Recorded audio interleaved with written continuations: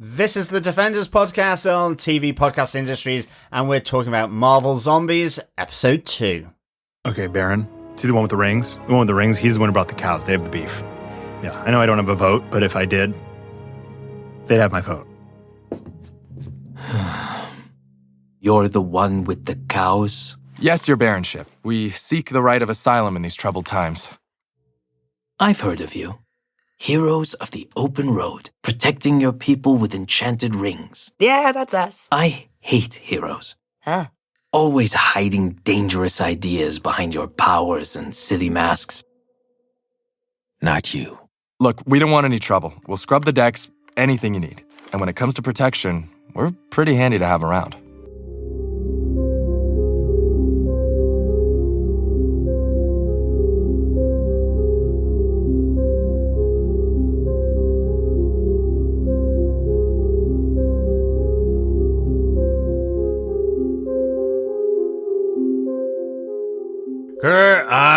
Welcome back, fellow defenders, to TV Podcast Industries, where we are chatting all things Marvel Zombies, and this is episode 2 of the series.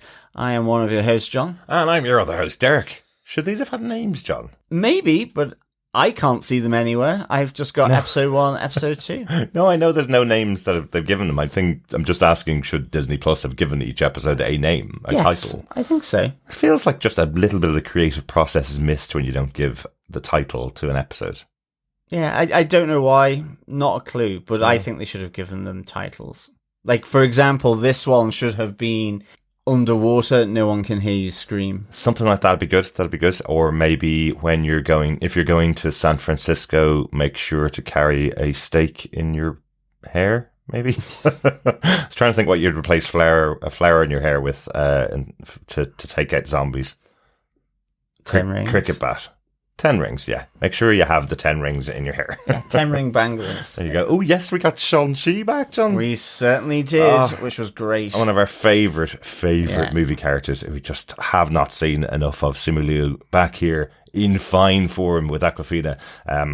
And Jimmy Woo's back as well. There's so many cool moments in this episode. Yeah, really good to get our Shang-Chi back, for sure. But let us get into our spoiler-filled discussion of this second episode. Remember, though, fellow defenders, to pop on over to our website at tvpodcastindustries.com, where you can subscribe to any zombie or non-zombie podcast player of your choice. You can also leave a voicemail or send us feedback over on the website. Our email is feedback@tvpodcastindustries.com for all those thoughts, theories, and observations around this series of Marvel Zombies. And of course, we are on Facebook with our Facebook group. Just head on over to facebook.com/groups/TV Podcast Industries, where you can give your thoughts on our spoiler-filled comments. Yeah, absolutely. We're covering Marvel Zombies, of course, for Halloween. But this isn't the only scary thing we've been watching over the last couple of weeks, is it, John? We've been really certainly isn't. Filling up our spooky minds with crazy stuff. What did we watch? We watched Long Legs.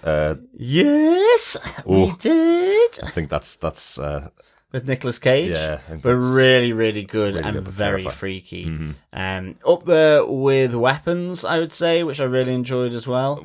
I think Long Legs is definitely on the freakier side. Definitely, yes. But I loved Weapons, really enjoyed it. And then the new series, Welcome to Derry, came out this week. The first episode came out this week. Yes. And that is so good and so scary. Yes. You thought sewers were just filled with and was scary enough just on that basis. Well, after the first It movie, I thought all sewers just filled with clowns. I find it really difficult to watch it because it's just so scary. It gets to that point, though, as with all good horror movies. I'm a big horror fan, but as with all good horror movies, it gets to that point where it goes over the edge of, well, this isn't possible for any human to be in this particular position, so I could just laugh at this now. It's fine in a good way, and I'm enjoying myself watching it. Like, this goes way beyond the kind of stuff that an actor would be able to do on their own without visual effects or CGI helping them out. So I'm at that point where I really enjoy watching it. I get a bit scared. I get a little jump here and there, but beyond that, I just think it's a really good show. Really enjoying it. And Absolutely. Yeah. Me too. And in fact, weirdly, with Welcome to Derry, it's, to me, the vibe has Lovecraft Country, which is just one of my all-time favorite series. In that kind of horror genre. Really unexpected for me, and just really, really enjoyed it. And whether it's just because it's the setting, and some of the themes that are running through that, the series beyond just simply horror. I just find it's reminiscent of Lovecraft Country here for me, and that puts it in a good place for me. Oh, without a doubt. It's really, really good. But we did cover Lovecraft Country on our podcast, but we're not able to fit it in on TV Podcast Industries. But you definitely need a companion podcast to go along with Welcome to Derry. It's set in the Stephen King universe. It's set before the events that happened in the 2 It movies. And our friend Jason Kabasi is doing a podcast on it over in his Wax Episodic podcast. Highly recommend you go check that out after you watch the episode. They guide you through each of the big moments that happen in the episode and all the connections within the Stephen King universe. Loads of stuff that I didn't even know about. You know, there's a character in there played by Chris Chalk, who was in Gotham. Yes. And he's playing the same character that was in The Shining, the guy that has The Shining in The Shining Hotel. Okay. I wouldn't have known that. I wouldn't have Jason's known podcast. that. No. Yeah, so that's who Chris Chalk plays. So wow, we both saw him and went, that's Chris Chalk from Gotham. Yeah, exactly. But they have a great podcast. Go over and check that out on podcastica.com or just find Wax Episodic and tell them we sent you. Yeah, absolutely. Great stuff. Think we need to get into our chat, though, about Marvel Zombies, John. Definitely. Derek, who gave us what, where, when, and how? Well, once again, Teleplay for the episode is by Zeb Wells. The story is by Zeb Wells and Bryan Andrews, and directed by Bryan Andrews once again, as with all of the episodes this season. John, do you want to give us your synopsis for Marvel Zombies Episode 2? Sure.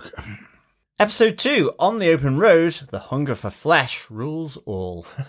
5 years ago in San Francisco, Shang-Chi, his best friend Katy, FBI officer Jimmy Woo, and survivors Rick, Denise, and Sandra are saved from a horde by the Ten Rings organization led by Shang-Chi's father, Xu Wenwu. When Shang-Chi is bitten, Wenwu bestows the mystical 10 rings to Shang-Chi to contain the infection and sacrifices himself to give time for Death Dealer to help the group escape.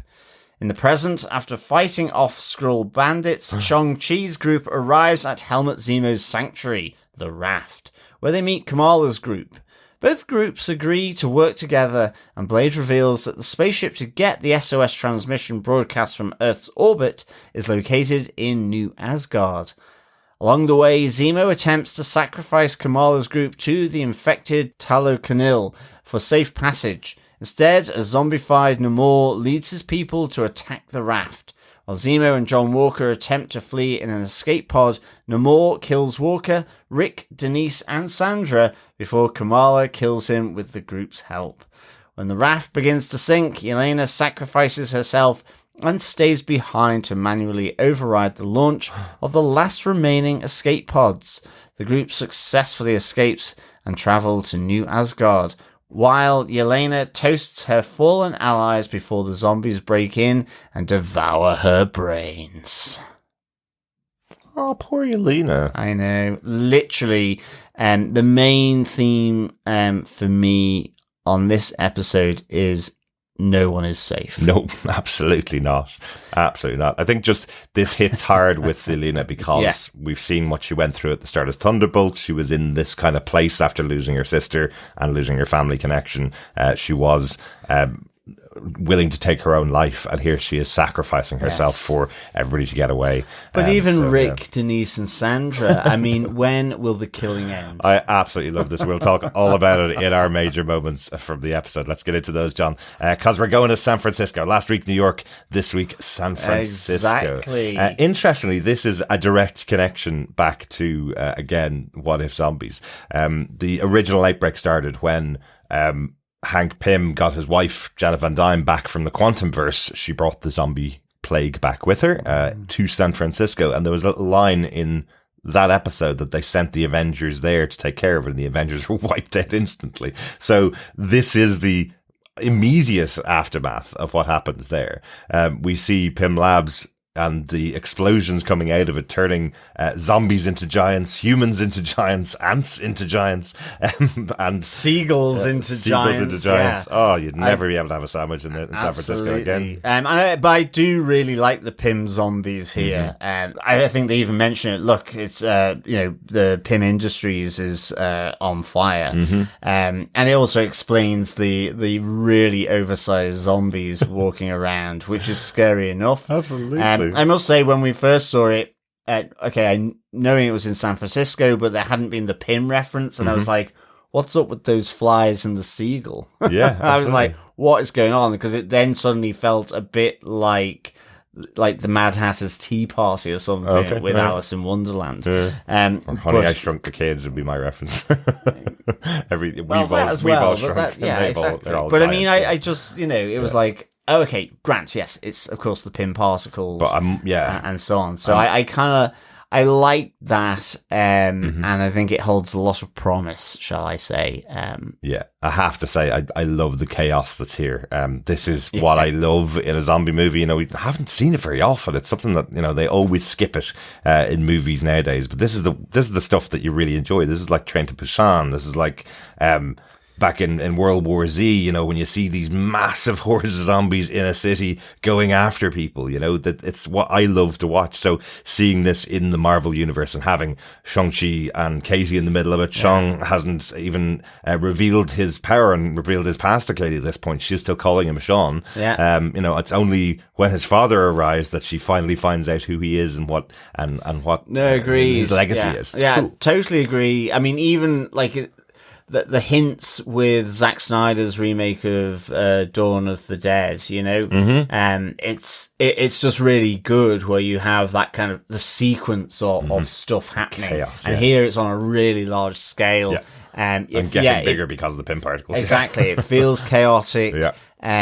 People are getting taken out. Well, even Katy saying she wants to go down to Chinatown to get her mommy and family, basically, and we saw all of them in the Shang-Chi movie. They're all dead. Yeah. That's how they meet up with Jimmy Woo, who's coming out of that part of town. It's on fire. Everybody inside is dead. So before the opening credits, characters that we've met in the Marvel Cinematic Universe are dead. Yeah, absolutely. I do really like having Jimmy Woo here.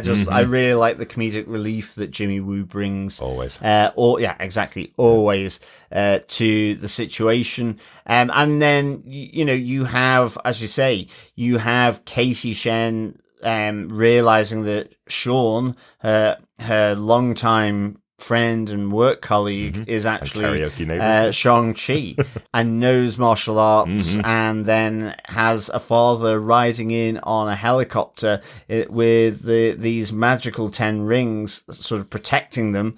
But ultimately, I love the fact that these 10 rings, just because at the end of the Shang-Chi film, you have that mystical element with Wong, and that just them being around Shang-Chi's arm after he's been bitten helps stop the spread of the infection, which allows Shang-Chi to live. Yes. And, this is bestowed on him by his dad in that sacrifice. So it reflects that sacrifice that he does in Shang-Chi. Yeah. But in a different way. And vastly quicker. Yeah, well, absolutely. Unfortunately, we don't get that whole story of how the two of them reconcile. It's basically, well, if I don't do it right now, my son's dead, and I came here to save him anyway. So, but I love that there's little nods to the Wenwu character where he's like, "No, I came here to get you. I don't care about anybody else here. Let them all die. You're the important one." Basically, I really like that. And as you say, that the fact that he passes over the 10 rings to save Shang.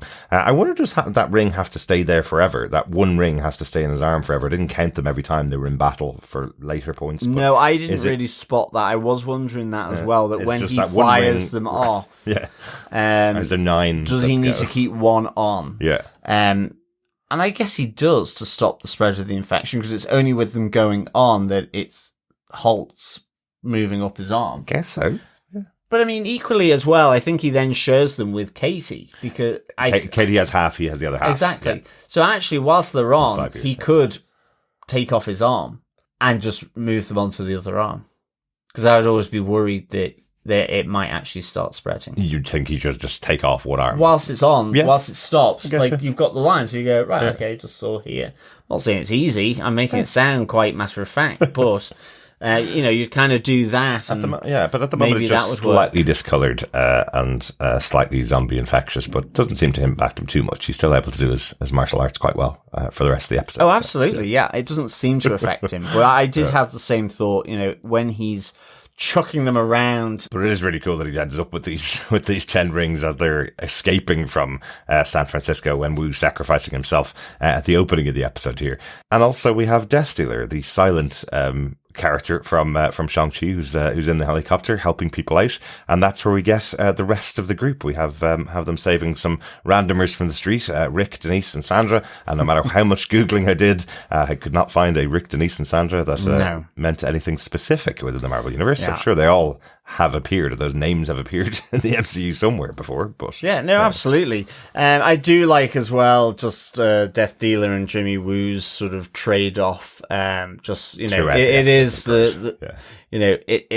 the straight relief to the Jimmy Woo comedy, without a doubt. But it's just really well done. Yeah. I like it. I like how it plays out. Absolutely. The best kind of relief from a person who doesn't stop talking is a person who doesn't talk at all. Yes. Yeah. Let's get on to our second point, because we are now 5 years in the future, and the team are going to go to Baron Zemo and his raft. I love the opening of this because it just feels like Mad Max at the beginning of the episode. Big time, yeah. And our only nod in the MCU that I think we'll ever get to Secret Invasion is that the Skrulls are on Earth and they're riding motorcycles, chasing down Shang and all of his team throughout the desert. But this is a tight team, easily able to take out the Skrulls that are following them.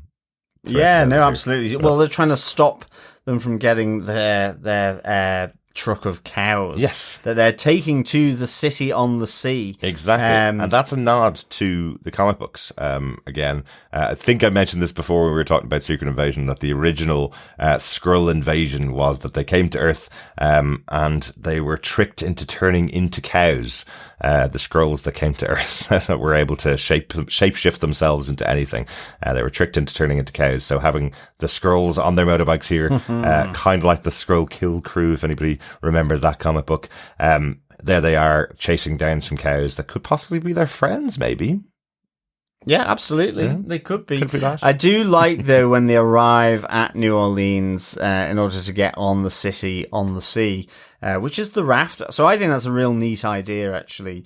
But the cows actually are tribute to Baron Zemo. Yeah. And you have his right-hand man, John Walker. But as they're going through the gates, they're saying, well, these cows are tribute.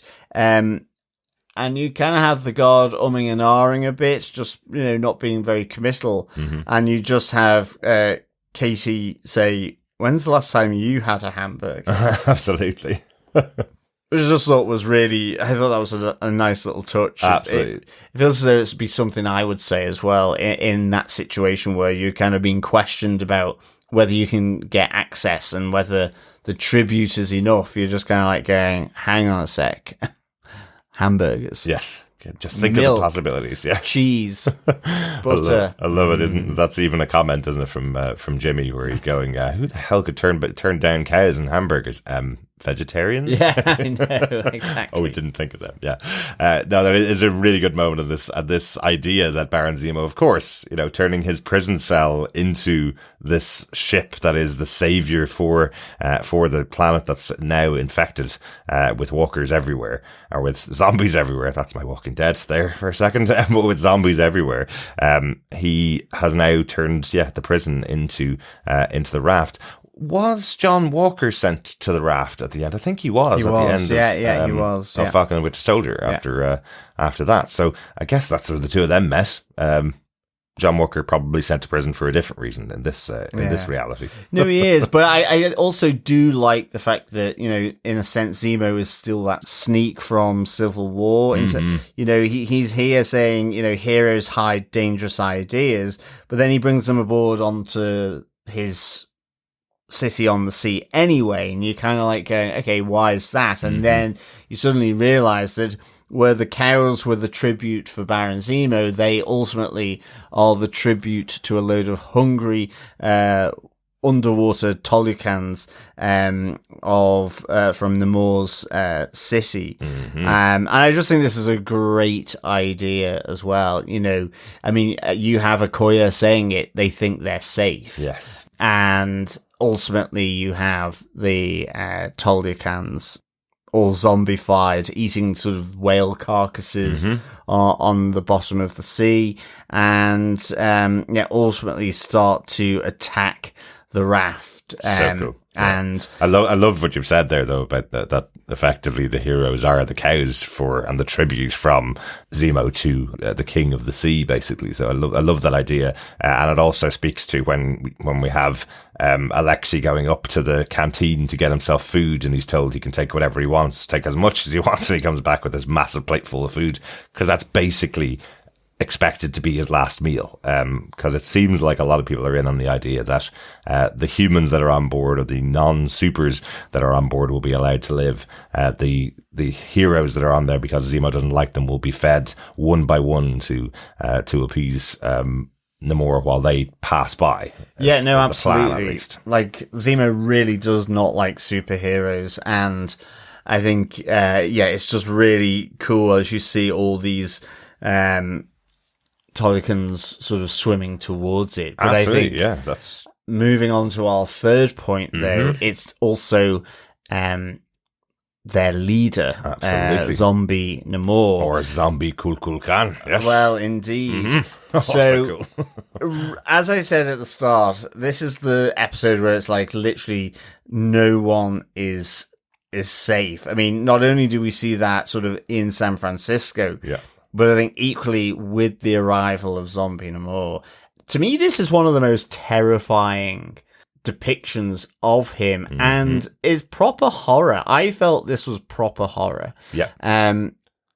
It's vicious, brutal, and ultimately terrifying. And I Yes. thought it was very, very cool how it was depicted in animated like this. Oh, without a doubt. And this was where I was like, no one is safe. And then all of a sudden I was like going, well, like he rips through a bunch of people, in particular Rick, Denise, and Sandra. They're all like, gone. what have they ever done to old Talia? What have they ever done to Cool Khan, Zombie? Yeah. Nothing. I know, but you know what it reminded me of?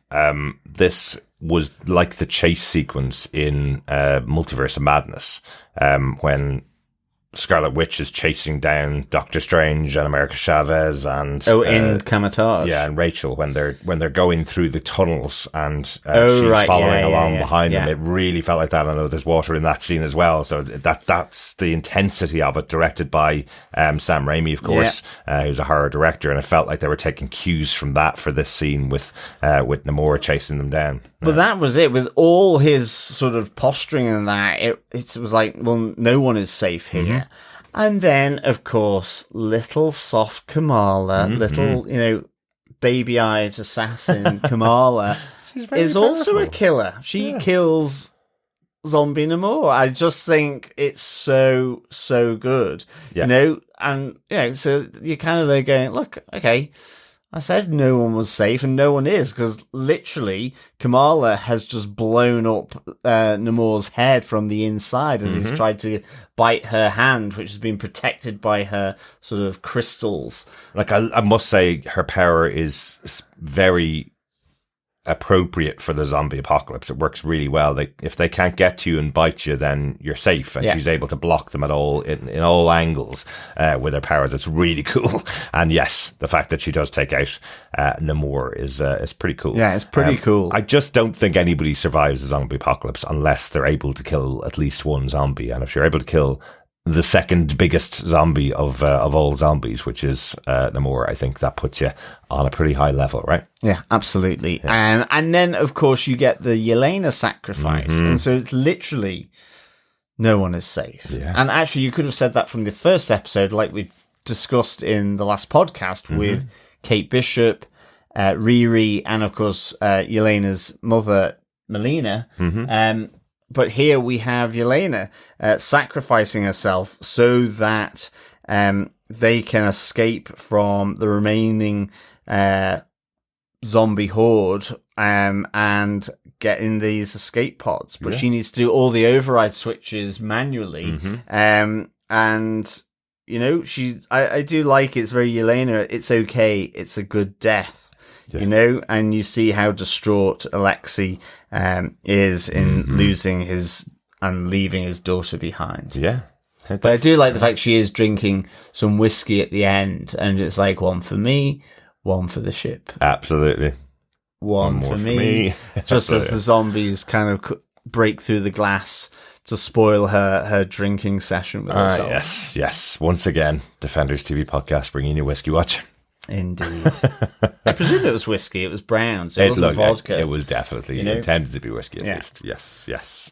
Excellent stuff. Yes, another sacrifice at the end of this episode. So we also saw Walker was killed by Namor as well. So while the number may have increased slightly in the group, this traveling group that are trying to save the world, the numbers changed, though. The group has changed once again. This time we end off with Kamala, Alexei, Blade Knight, Shang-Chi, Jimmy Woo, Katy, and Baron Zemo. Yeah. And they're off to see the Asgardians, the wonderful Asgardians of New Asgard.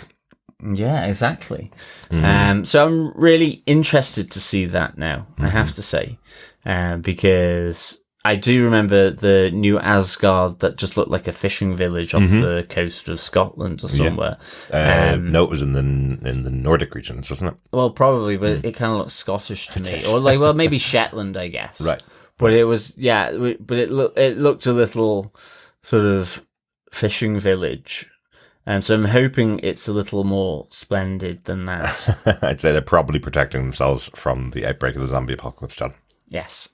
Any notes, anything we haven't mentioned about the episode, John? No notes from me, other than to say I really, again, enjoyed Namor here in the horror, terrifying way. And again, it's just another one of those characters that I really want to see more of. Absolutely. And I think that's the great thing about these first two episodes is they're bringing back so many different characters from the movies where it's been little bit parts or they've only just done one movie. So it really feels like they're just, you know, it's that next stage of these characters, and I like it. And they're incorporating them really well, I think. They you don't have to know everything about them, but if you do know lots about them, then I think it adds to them. You know, like even seeing Walker up there with Zemo, you may not know who he is when you're watching it the first time, but if you go out and watch Thunderbolts afterwards and you go, oh, that's John Walker. Okay, why is he involved with Zemo there? You know, that's kind of cool. It just adds something extra to all the characters. And I hope people go out and check out the movies that they may have missed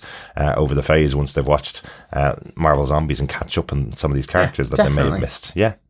Overall, John, do you defend the second episode of Marvel Zombies? I really do. I give this 4.5 escape pods out of 5. I really enjoyed this. Shang-Chi, always going to like. Always. Namor, I'm always going to like. And they smashed them together. And in fact, Zemo, I really like his impact in the MCU through Civil War. Couldn't get Daniel Brühl back to voice him this time, but still, the intention of the characters. Bringing them all back, really good. I love the notion that they would be safe on the raft, on the city on the sea, but equally no, because you've got the Tolucans that you need to deal with, and in particular, zombie Namor. So this was really, really good. I mean, quite simple episode, really, but I just loved just the sheer veracity of it, really. It felt quick-paced, good fun, uber terrifying once you're on the raft. And yeah, so this is 4.5 escape pods out of 5 for me. Fantastic.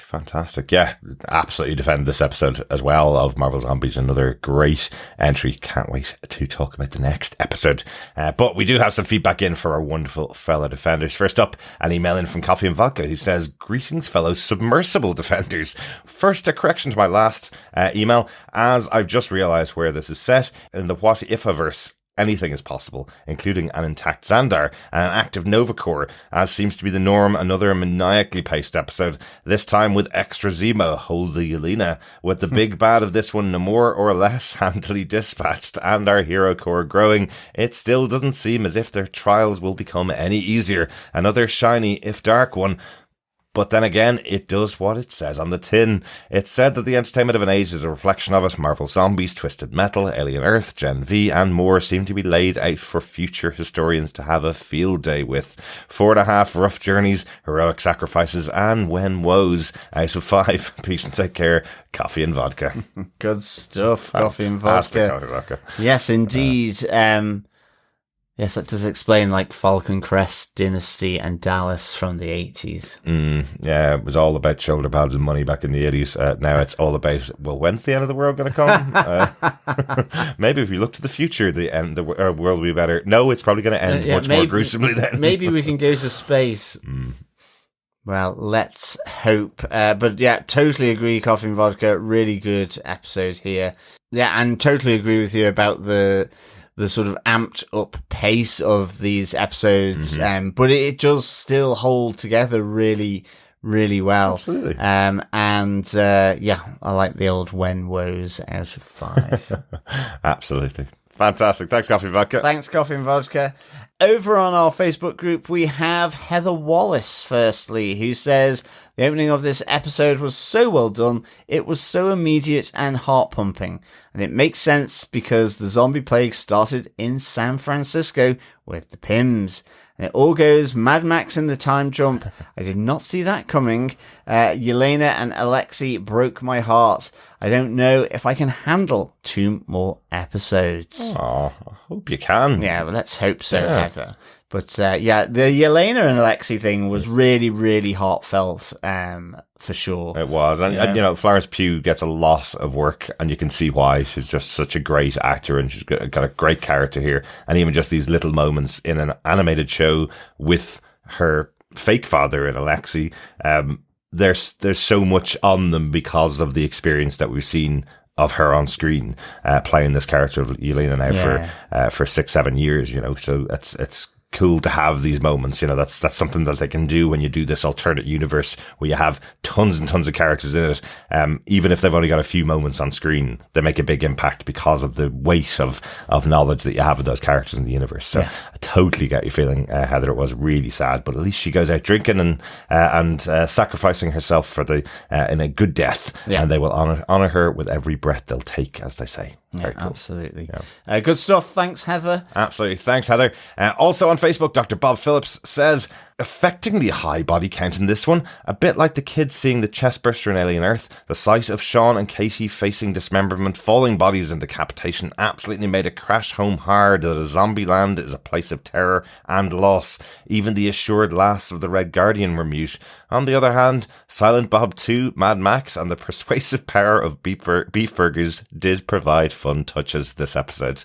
Fantastic, Dr. Bob. Yes, Silent Bob 2 is a death dealer. Yes, I like that. Indeed. Although I've also now got in my head SpongeBob SquarePants, but zombie. It's like instead of the Tollykins, it's SpongeBob. Because they come up from the bottom of the ocean. Yeah, exactly. I love it. No, I must say, you mentioned it earlier on, but the moments between Death Dealer and Jimmy Woo are really good. They are. I love even the mild argument that they have when they get aboard the raft and Jimmy Woo's going, "We're going to have a problem here because I want the top bunk." And Exactly. Death Dealer gives him the top bunk. So there's actually a really nice moment. He doesn't speak, but he's very kind, at least. So that's quite nice. Yeah, absolutely. Yeah. Good stuff. Thanks, Dr. Bob. Also on Facebook, Paul Tianchi Lee says, "Call out to my friends in the San Francisco Bay Area and a reminder of the 10 plus years I lived out there. Amazing lack of the Golden Gate Bridge getting washed out, cut in half, smashed. used as a whip, etc., as it tends to be in the properties that are set in and around San Francisco. Of course, that crew would sing Journey, another OG Bay Area band. Not able to check the mid-credit sequence of Shang-Chi right now to see what song Sean, Katy and Wong sang at karaoke. Was it also a Journey song? Thanks, Paul.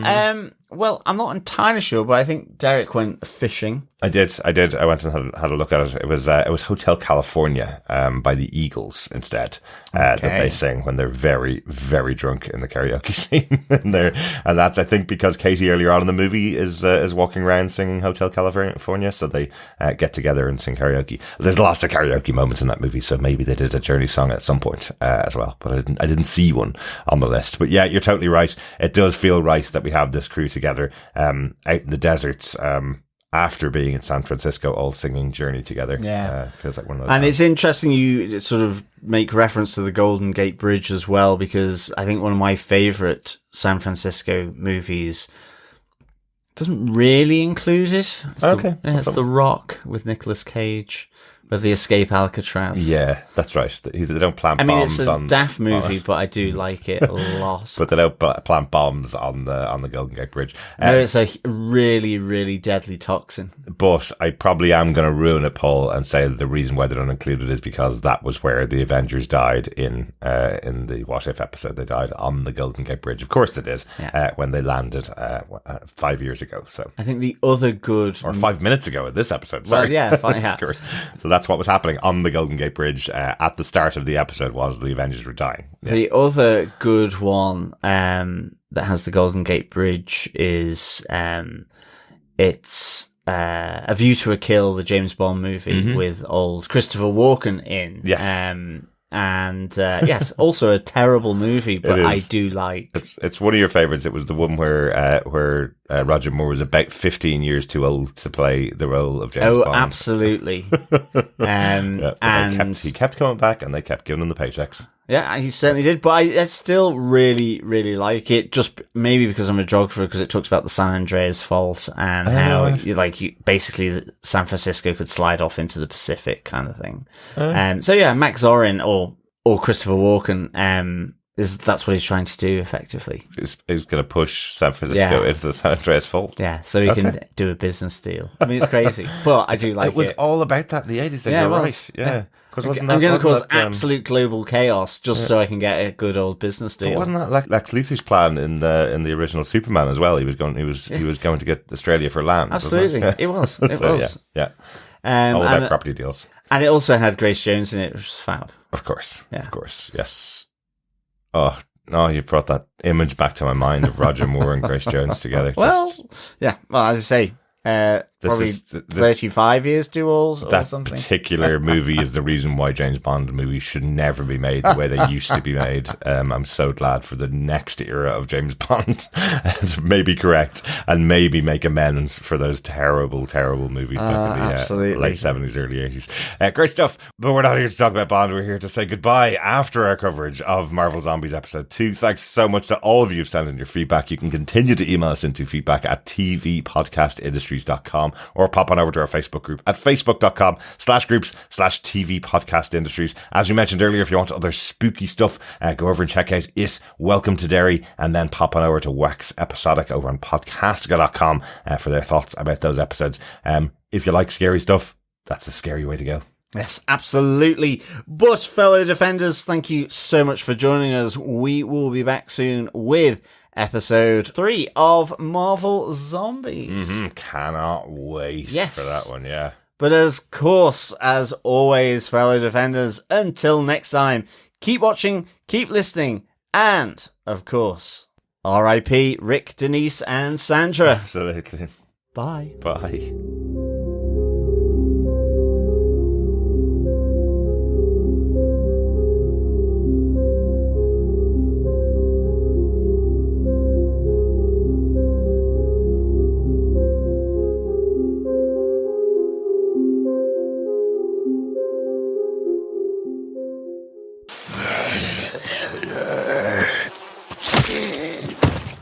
The other good one that has the Golden Gate Bridge is it's A View to a Kill, the James Bond movie with old Christopher Walken. It's absolutely one of my favourites. I mean, it's also dreadful. Did you just call him Christopher Walked In? Walken.